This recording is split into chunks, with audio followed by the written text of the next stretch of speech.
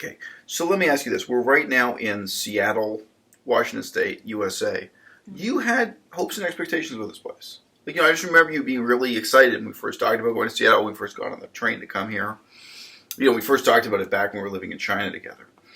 I was just thinking of this because you were mentioning that Thailand used to mean something to me, very different from what it means today.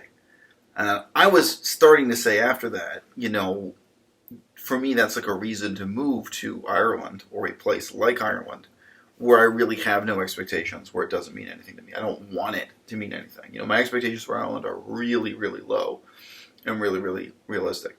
But you've just come through a series of places: Victoria, BC, Vancouver, and now Seattle. I don't know. What were your expectations for Seattle? Well, growing up in Michigan, I didn't live around mountains. I didn't live around the ocean. And I always thought of the Pacific Northwest as being particularly beautiful. I have been to California because my oldest brother lives there. And I was really impressed by the mountains and ocean. But I knew, after seeing pictures of the Pacific Northwest, that it was particularly beautiful. So that was really my expectation. I didn't have a lot of expectations about the city itself, I think on that specific issue, I think Vancouver lived up to your expectations on the specific issue of views in the mountains. No? Yeah, well, no. Seattle, there are some really beautiful views, but yeah. Vancouver, I think, more so though. I would say Victoria didn't, but it was partly just because it was so overcast when you happened to be there. Yeah. You couldn't get the view because it was just so dark and rainy. Because you noticed that within a few days in Vancouver, we came back and saw the same view a few days later. It was like, oh, we can see another mountain range. Before we could only see the closest mountain range. Now sorry, I know it seems shallow. Yeah. I'm sorry. It seems shallow, but it really does, change just living somewhere. Yeah. Living in Michigan, it was just so, dreary. The weather sucks, and, just, what is positive about living there? And just on a basic level, being able to look out at the horizon and see something beautiful is, it's something special. So, but, everywhere in Victoria, if you look out, you'll see the ocean, and that's very striking. When we only had a few days in Victoria before we came out here to Seattle. Yeah. Many of those same views, like when you're looking south from Victoria, when the sky is clearer, you see over the ocean to mountains beyond. So just mention. Actually, when you get back, there are more views of the mountain within Victoria. Sure. For me, the mountains out there kind of represent something quite different from what they do for you. Again, I've been to places, you have too, I've been to places like Austria and Switzerland and France, and even the Côte d'Azur is also known as the Alpes Maritimes, the Maritime Alps. The mountains are right there, rising up. I have not been to Austria or Switzerland. No, okay. Oh, really? All right. No. So, but I have been to the Côte d'Azur now. Okay. Well, okay. I thought you'd seen some mountains, but anyway, your parents have been traveling in Europe lately too, so I thought, okay, never mind. But anyway, your parents are about to go to Finland of all places. But look, my point was, in some of those places where the mountains are ancient and continuously inhabited by culture, and definitely Laos is like that. Laos is all mountain. Yes, it's mountains and mountain valleys, but and one big river that goes through it, the Mekong River. But in Laos, I've said this to you in other words, but you're on one side of the mountain, and there's one culture and language spoken, and you go up the mountain and come down the mountain, there's another culture and language spoken. And for me, the mountains and the geography, they're really tied to my sense of, one, yes, the genocide in general, the history of British imperialism. That's a little bit too simplistic. It's also the failure of the colonial culture coming in after that. The same mountain, it's not the case that I look at that mountain and I see some kind of great accomplishment of French and English culture. It's been kind of exploited for what it was worth, cutting down wood or digging up gold. Yeah. And then it moves on, and there's nothing left. Now, most of the beautiful views we get in terms of intact forest is forest that's grown back after it's all. We just saw, Nanaimo, another city we've been in where we're visiting university, but it was a coal mining town. It doesn't look like that now. But a lot of those views, it looked like old forest, but it's probably less than 50 years where, we knew the coal mines went under and came up in the other island. So that island has probably grown back since that coal mine ran out of coal, right? That kind of thing, right? It is really depressing. I felt that way I felt that way when I visited the Upper Peninsula in Michigan, because, like, you know, the views of the forest seem pretty spectacular, but knowing that it used to be completely barren because of logging was pretty sad. You know, it's not old growth forest up there. So yeah, it's the same issues too with used to have native people, you know, like this kind of setting with the water and with the forests. You know, it's a really good setup for native peoples. Right. You know, they were able to fish in the water, and you know, it's the same kind of situation around here too. And it is disappointing to know that the native language is extinct. It's all the native people are have mostly been decimated. So I've never lived in a place like Egypt. Like in Egypt, you have the ancient indigenous culture, you know, the pyramids, you know, the hieroglyphs. Well, we just saw several museums showing this concept, just mentioned, a coincidence. We've lately been seeing some ancient Egyptian stuff. Yeah. And then you have the modern civilization, or continuous with the modern era, which is Islamic and linked to Arabia and, you know, trade with the Ottoman Empire and with Arabia, and it's part of a very different geography and linguistic group of languages and so on in the world. You know, I don't know how I'd feel where you have one civilization replaced by another, which is just as dense, shall we say, for lack of a better word. But what I feel when I'm in a place like the west coast of Canada is, well, there was this indigenous civilization, and what it was replaced by was the industrialized wild. It was just exploiting the landscape for money. Yeah.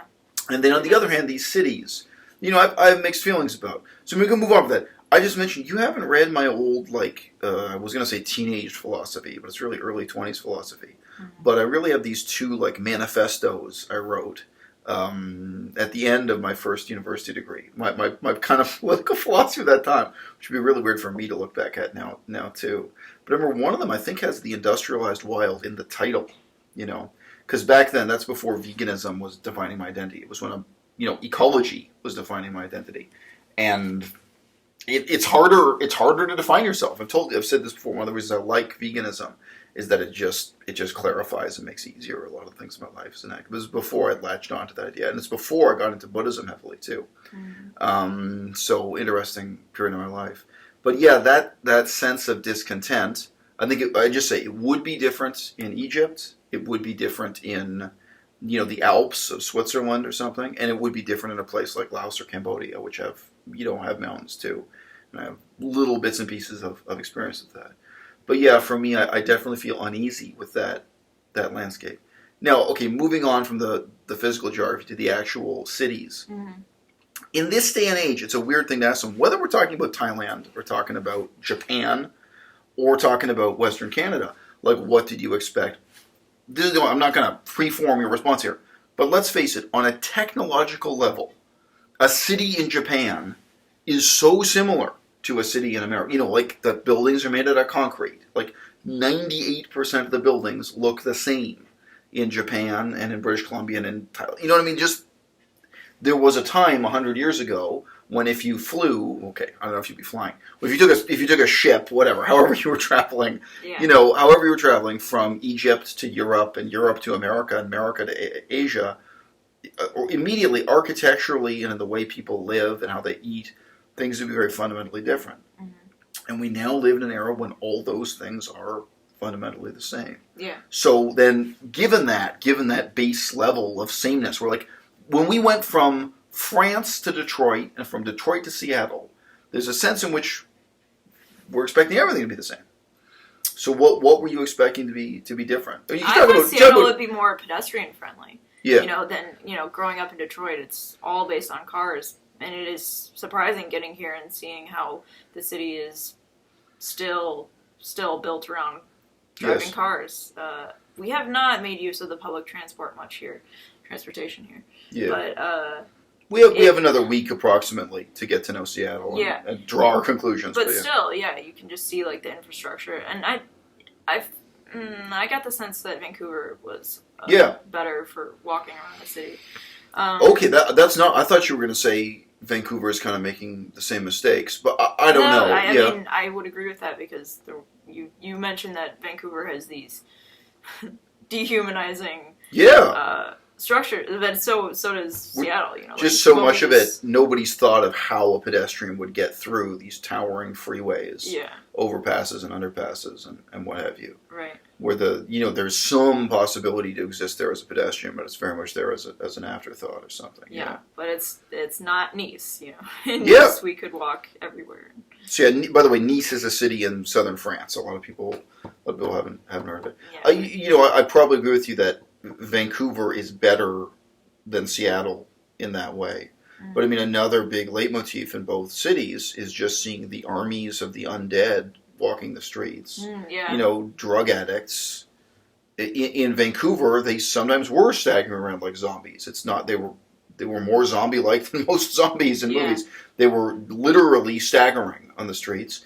Here in Seattle, I wonder if the quality of crack is better or something. They seem to be more lively and cheery, but there are a lot of drug addicts on the streets.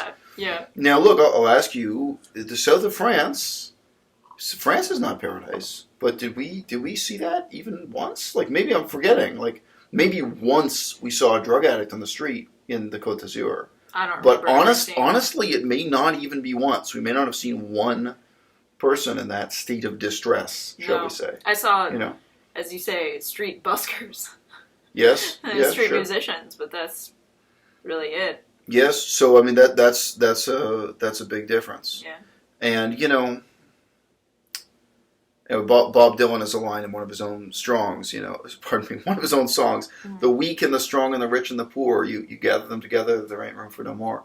It is a strange thing to be here in the United States of America, and Vancouver is, I think, just as guilty of it or more so.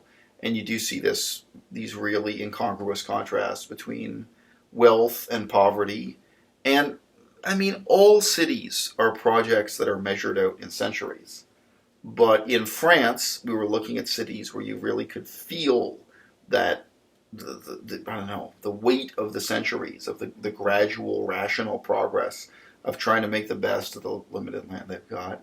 And here, I mean,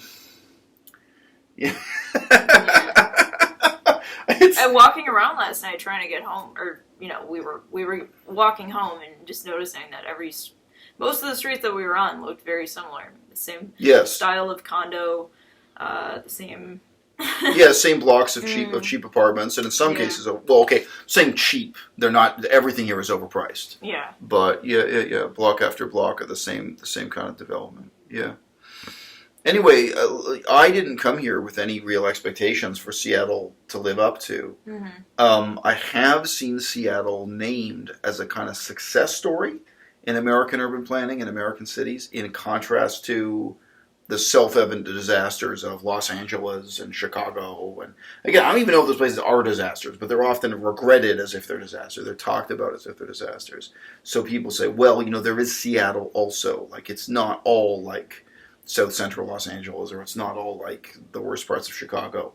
That there are these positive examples to counter it to. I don't know. I mean, Seattle's got mountains. Seattle's got ocean. Mm-hmm. A lot of places in the world do. I mean, I'm just saying this is not the only place to hold that claim to fame. I'm pretty uncomfortable with regarding this as an exception to the rule. And I guess the ray of hope here was hearing that they raised the minimum wage. But so the minimum wage here in Seattle now is $15 an hour. That makes it even more disappointing, because I've been looking at Indeed and seeing jobs for less than $15 an hour for jobs that I could apply to.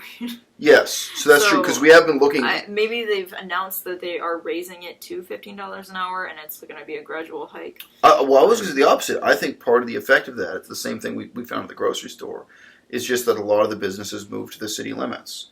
Because a large part of Seattle is not technically in Seattle. There's a dotted line where Seattle stops. So, Tacoma is not Seattle or whatever, And Seattle is a weird, spread out city. Again, for a pedestrian, very, very hard to get around, hard to cope with, Yeah.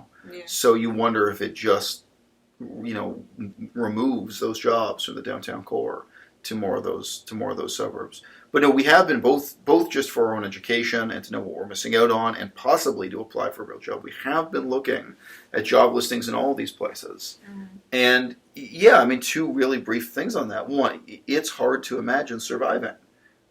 Just the income to rent ratio. is really bad in all these places. Is it worse in Vancouver than it is in Seattle? That's hard to say. But these must be some of the worst places in the world. I don't know what's worse. Is Rome in Italy worse? I mean, what's worse? Well, San Francisco is worse. Okay, maybe, sure, I'll give you that. I'm not going to debate, but I mean, these are remarkably bad places to live, just in terms of the ratio of your income to the cost of housing. Yeah. Yeah. It's possible the urban planning is good compared to other cities around America. Like, I guess if you're comparing it to Miami, I don't know what you're comparing to, right? Yeah. Or Atlanta, Georgia. I don't know. Yeah, I haven't been there, but right. I presume it's a pretty car-centered city. Well, in Atlanta also, the history is really of segregation. It really has to do, historically they're not trying to cope with that, but it was created in the era of segregation. I mean, black neighborhoods and white neighborhoods. So I just say there are many, many examples of that. Yeah. Chicago is too. So, it's then how do you cope now, given that the map was all divided into colored squares until recently, yeah. Yeah. So, compared to America, it probably is a success story for urban planning. Sure. But compared to European cities, I think it has quite a lot of work to do. Right. Well, I just mentioned one part of Canada you haven't explored, and it is too cold for you, is Quebec. And Quebec is the one part of this whole continent where they're not imitating the United States of America. They're not trying to be like New York City, where they're trying to imitate and emulate a European standard of quality of life. Yeah. So that is always an interesting thing about Quebec, even when you hate the government in Quebec, because, different elections, different governments come and go. Like, if it's the Conservative Party in Quebec and you don't like them, you normally can still recognize that the Conservatives in Quebec are people who fly back and forth to Paris and the Côte d'Azur and other parts of Europe. They're cosmopolitan in that sense, and they say, look, it's not enough for us to measure up to Tacoma, Washington, or something like this, or Washington, D.C. for that matter. That there is a higher standard out there for them to try to live up to. Look, The other thing is, the other criterion for why would you move to Nanaimo rather than, Seattle, why are we looking at these other places, is the cost of tuition. And that's, this is the deep, dark hole it seems nobody in America is going to dig their way out of. Yeah. What is your income worth relative to your cost of rent? And then what is your income worth relative to the cost of your education? Mm. And for me, I joke about it, but sometimes I look at these offers and it's for a couple $1,000s here and there. It's like, do you want me to just estimate how much I've spent on education in the last 5 years? Not even in total for my whole life or something. How can I justify taking on this kind of work? Thanks to veganism, I do have a justification. I mean, for me, if I take on work as a baker, earning $12.50 an hour, which is an option, it's the kind of job I've been applying for lately, I can justify that to myself ideologically or idealistically or politically, whatever you want to say. Saying, okay, baking is meaningful to me because of the vegan movement. This leads me down this path. I'm getting an education or experience in this area, and I really care about this. So, there's caring about baking and there's caring about veganism. But for the vast majority of people living in these cities, I mean, it is, look, it's bleak even if it doesn't look bleak on the surface, because of the cost of education and because of the cost of rent that's lurking behind it all. Okay. Look, so we're giving Seattle another week, and then we're going back to Canada. I don't know. I mean, for my generation, I don't know what it would be like to land somewhere, get off an airplane or get off a boat somewhere and say, wow, this place is really happening. This is the land of opportunity. I've never had that experience. I never felt that way in London, England. I never felt that way in Madrid or, Barcelona or something. I've never gone somewhere and thought, oh, wow, this is happening.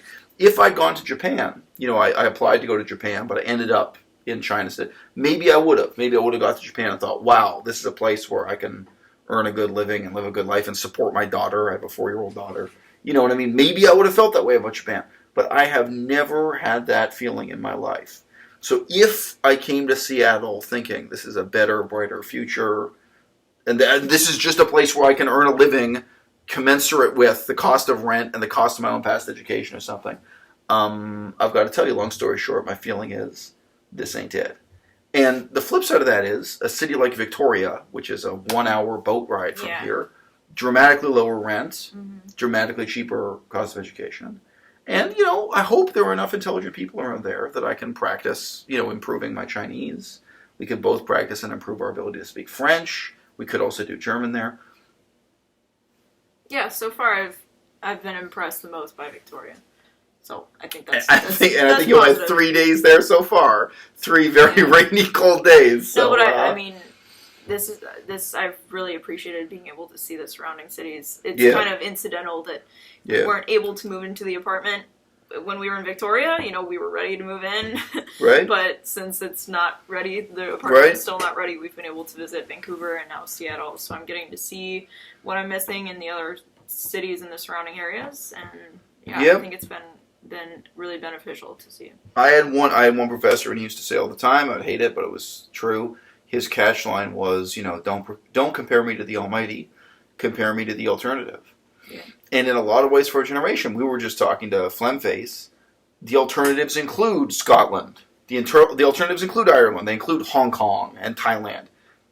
It's a long, long list of alternatives for people in the 21st century. But yeah, I mean, you do have to compare it to the alternative. You do have to see the value of a place like Victoria in that comparative context. Yeah. And yeah, I mean, I just concur with you. And look, guys, don't worry. This is not the final word on this. It's already a 20-minute video. Mm. But by all means, I'll be interested to see you come on 3 months from now or 6 months from now and talk about where you're at then in terms of how you view the Pacific Northwest, how you view Canada, which is also an interesting thing. Yeah, we've been going to museums, and you've been learning some Canadian history for the first time. Because no offense, as an American, she doesn't really grow up with any awareness of Canadian history or what's unique and different. In what ways our healthcare system doesn't work. You're learning this too. You're learning the ropes. Yeah. So it'll be interesting to see how you progress on that. And then also, I think it'll be interesting to catch up and get your perspective on baking.